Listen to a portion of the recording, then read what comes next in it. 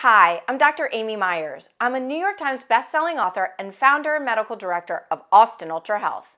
Did you know that nearly everyone today is dealing with a condition known as leaky gut, thanks to our modern environment and lifestyle? It's behind so many unexplained symptoms that go far beyond the digestive tract. It can cause symptoms from your skin to your brain. And leaky gut is thought to be the main precursor to autoimmune diseases and other chronic conditions. And for that reason, I want to talk to you today about what is leaky gut, how you develop it, and why it matters. Now, our gut is the gateway to health. And I say that because nearly 60 to 80% of our immune system sits in our gut. And 95% of our neurotransmitters, serotonin, which is our feel-good hormone, is made in our gut. So what is leaky gut? Well, our gut naturally sits together with these tight junctions that hold our gut together. We digest and absorb through our teeny tiny villi. Now, these tight junctions can open just a little bit. They're semi-permeable, so they allow small, teeny tiny macro and micronutrients in. It's how we naturally digest and absorb our food. So I like to think of the gut like a drawbridge. The teeny tiny boats can get in, the things we want to, our micro and macronutrients, but large boats that are not supposed to get through unless a signal happens can't get through. So what causes those bridges or those tight junctions to open up? There are various things that can cause it to open up. One of them is a very inflammatory food called gluten. In fact, we know through the research of Alessio Fasano that when gluten comes onto the tight junction, it releases something called zonulin, which allows those tight junctions to stay open, or that drawbridge to stay open. And then large food particles that were never meant to get through do. I'll explain more about that in a second. So what are some of these inflammatory foods that can cause these tight junctions to open up? We know gluten can, likely dairy or the casein molecule can, and grains and legumes and nuts and seeds for some people can as well. And then of course there are toxic foods like alcohol and sugar and caffeine. And we want to avoid things like packaged foods and GMOs. We're learning so much more about GMO or genetically modified foods.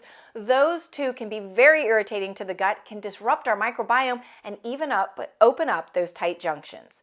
Now, one of the biggest things that I see that allows those tight junctions to open up are gut infections like Candida or SIBO, small intestinal bacterial overgrowth, and even parasites. Toxins, medications, there's certain medications that can allow those tight junctions to open up as well.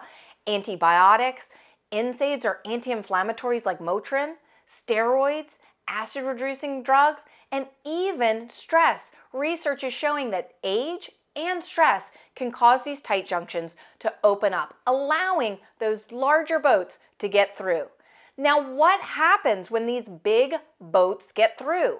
Well, they get into our bloodstream. What I didn't tell you is that in your gut, there's only one cell layer thick, and then there's our immune system. And right after that is our bloodstream. So when those tight junctions open up, then large microbes, toxins, infections, food particles that were never meant to get into our bloodstream do. They come straight over because the tight junctions or the canal has been opened up. Now, you might be wondering, what are some symptoms of leaky gut?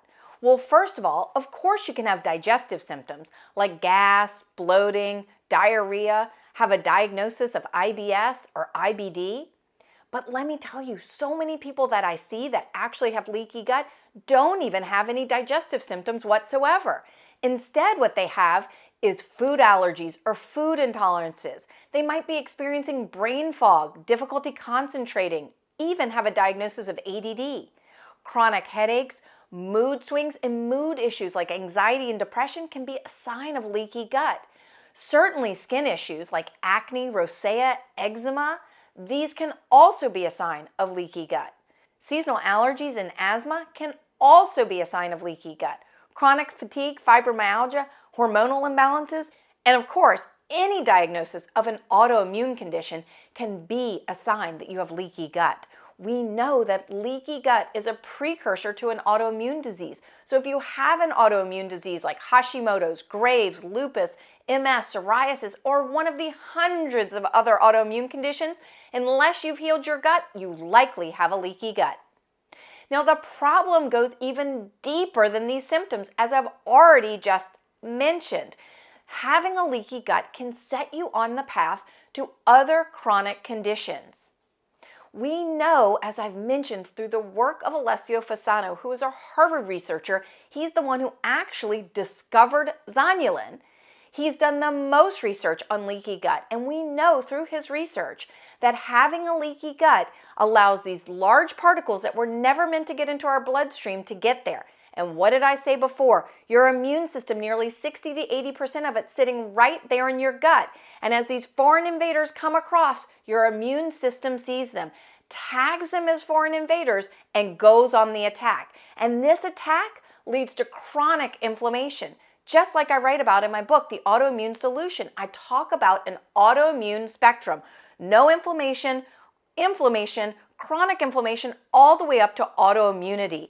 So all these particles coming across with that open leaky gut tags our immune system, goes to tag them and attack them, leading to chronic inflammation, and over time this can lead to autoimmunity.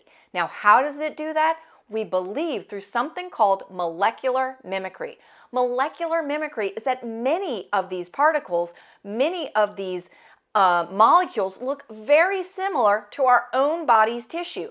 For example, as our immune system goes to attack gluten, for say, because it knows it's a foreign invader and it should not be there, it's out of place.